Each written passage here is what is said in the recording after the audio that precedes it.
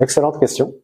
Donc je dirais que j'entends beaucoup parler de mots comme désinformation. Selon moi, ce n'est pas l'un des problèmes majeurs. Le problème majeur que je vois, c'est plus un problème de dilution de l'information. Donc à ce moment-là, on va avoir quelqu'un, un journaliste, qui va citer, en fait, qui va s'inspirer de l'article d'un autre journaliste, qui s'est lui-même inspiré de l'article d'un journaliste, etc., etc. Donc là, on obtient graduellement une dilution, en fait, de la qualité du message scientifique. C'est comme faire une photocopie d'une photocopie d'une photocopie. Donc, ce qu'il faudrait faire, en fait, c'est d'aller directement à la source, de parler directement avec les chercheurs dans le domaine. On peut contacter plusieurs chercheurs. Bien entendu, c'est un travail qui est beaucoup plus difficile parce que il faut probablement lire un petit peu les papiers, il faut écrire les emails, il faut avoir les contacts des chercheurs, il faut qu'ils acceptent de donner l'entrevue, etc. Mais c'est un travail qui vraiment vaut la chandelle parce que à ce moment-là, on a un accès direct à l'information, on a une information de première qualité, et le journalisme, à ce moment-là, le journalisme scientifique accomplit véritablement son rôle d'être le pont entre la recherche et le grand public. Donc c'est une excellente question. Donc je donnerai 2 conseils aux journalistes qui aimeraient se spécialiser dans le journalisme scientifique.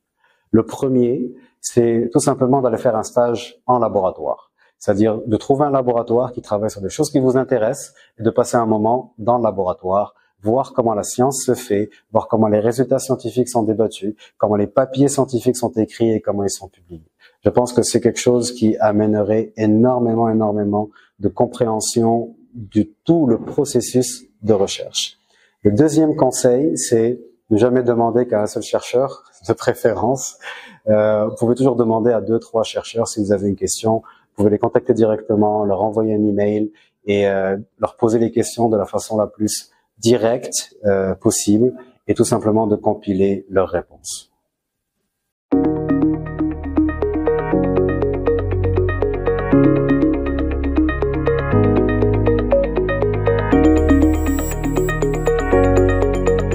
Le journalisme scientifique, pourquoi? Parce que j'ai l'intime conviction que le journalisme ne peut plus se limiter aux faits immédiats sans avoir un regard sur les enjeux, notamment scientifiques qui façonnent notre monde. Ici, à l'ESJC, nous avons l'intime conviction que le journalisme doit pouvoir contribuer à la compréhension de faits de société. Et la science, avec ses évolutions extrêmement rapides, avec son influence, bien évidemment, sur notre vie au quotidien, fait partie de ces domaines qu'un journaliste doit pouvoir traduire d'une façon claire et accessible. Donc cette conférence était une évidence. Le choix du professeur Tariq Daouda était bien évidemment une évidence aussi. L'objectif, c'est une double sensibilisation en réalité.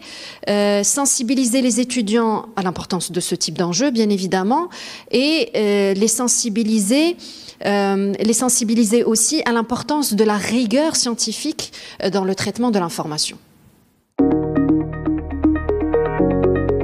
Alors, l'impact, j'espère qu'il sera bien évidemment positif sur la vie professionnelle et personnelle de nos étudiants. Il s'agit d'un côté d'élargir leur champ de compétences tout en leur montrant les opportunités du journalisme scientifique. C'est un domaine en pleine expansion qui nécessite en plus de l'expertise et de la clarté. Et d'un autre côté, l'idée, c'est aussi de développer leur pensée critique et rigoureuse aussi, et pourquoi pas de contribuer à l'élévation du niveau du débat public sur des questions aussi importantes.